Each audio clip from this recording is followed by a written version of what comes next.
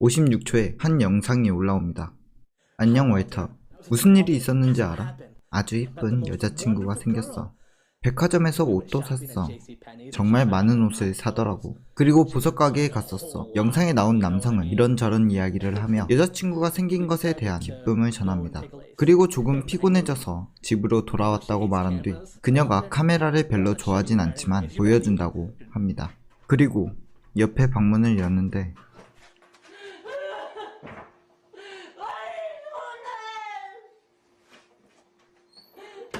이렇게 영상은 끝나게 됩니다. 누가 보더라도 납치 상황을 떠올리게 하는 영상이었습니다. 그리고 이 영상의 설명에는 의도적 연출이라는 설명이나 연기라는 설명은 없었죠. 2009년에 유튜브에 업로드된 이 영상은 큰 파문을 몰고 옵니다. 영상 자체도 충격적이었으나 영상에서 나온 여성이 영상이 올라오기 전 2009년 8월에 실종된 케일라 버그와 비슷하다는 말들이 나오며 이 영상의 파문은 더욱더 커지게 됩니다. 케일라 버그의 가족들 또한 케일라가 맞다는 것 같다는 말을 하였고 이에 경찰의 조사가 이루어집니다.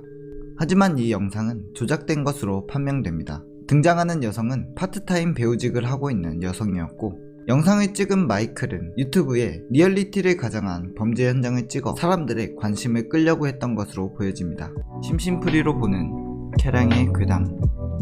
뮌하우젠 증후군, 일명 관심병으로 불리우며 타인의 관심을 끌고 관심을 받고 싶어하는 정신질환의 일종입니다. 뮌하우젠 증후군에 걸린 이들은 자신이 앓고 있는 병이 없음에도 병을 만들어 거짓말로 사람들의 관심을 끌거나 자해를 하며 사람들의 관심을 받으려고 하는데요. 앞의 영상은 사회적 파장은 컸으나 유튜브에서 관심을 끌기 위한 연극으로 일종의 해프닝이었습니다. 사람은 누구나 어느 정도 관심을 받고 싶어 하고 그리고 이 시대에 적당한 관종기는 SNS, 유튜브 등의 활성화로 잘 되는 방향으로 길이 열리기도 하며 진짜로 병이 있는 사람들도 좋은 방향으로 관심을 받으며 해소를 시키기도 합니다. 그런데 관심을 끌기 위하여 타인, 가족을 이용하는 사람들이 있습니다. 다카키 카오리는 병든 아이들을 기르고 있습니다. 어린 3명의 딸이 이유 없이 죽었고 그녀에겐 4번째 딸과 5번째 딸, 2명의 딸이 남아있었습니다. 하지만 4번째 딸과 5번째 딸도 몸이 안 좋았는데 그런 딸들을 병원에서 헌신적으로 돌보는 어머니 다카키 카오리를 보며 주변 사람들은 그녀를 동정했고 걱정을 해줍니다. 그런데 2006년 다카키 카오리가 4번째 딸에게 링겔로, 수돗물, 썩은 스포츠 음료 등을 주입해 사망시켰다는 혐의를 받고 체포됩니다. 알고 보니 다카키 카오리는 뮌하우젠 증후군이었으며 헌신적인 어머니로 관심을 받기 위해 링겔과 색이 비슷한 수돗물과 썩은 스포츠 음료 등을 4번째 딸과 5번째 딸에게 주입하여 몸이 점점 안 좋아지는 아이들을 간호했던 것이죠.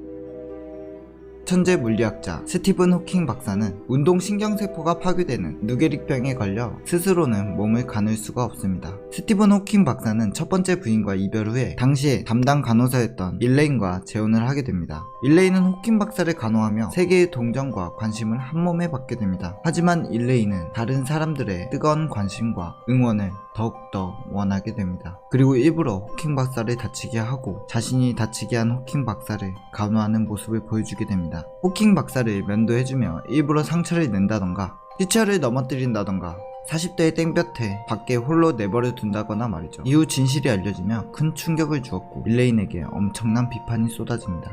미국 뉴욕에 사는 20대 싱글맘 레이시 스피어스는 아기 때부터 몸이 아픈 아들을 간병하는 블로그를 운영하였습니다. 당시 이 블로그로 착한 엄마라는 별명과 사람들의 큰 관심, 응원을 받아 유명한 파워블로거가 되었죠. 그러다 2014년 1월에 아이가 5살의 나이로 세상을 떠나게 됩니다. 그런데 사인이 좀 특이하였는데 먹을 것을 잘 먹지 못해 입원했었던 아이의 사인이 소금 중독이었던 것이었습니다. 알고 보니 엄마가 블로그로 사람들의 관심을 받으려고 갓난아기 때부터 병원에 찾아가 아이가 음식을 삼키지 못한다며 복부에 영양 공급관을 설치했고 이후 5살 때까지 치사량 이상의 소금을 주입해온 것으로 밝혀집니다. 뉴욕 재판부는 스피어스에게 20년형을 선고합니다. 사람들은 누구나 어느 정도의 관심을 필요로 합니다. 사랑을 받고 싶어 하고 칭찬을 받고 싶어 하죠. 그렇기에 잘하려고 합니다. 자신이 칭찬받는 분야를 갈고 닦으려고 합니다. 그리고 현 시대에선 자신이 갈고 닦은 것들을 통해 더욱더 많은 사람들의 관심과 사랑을 받을 수 있죠.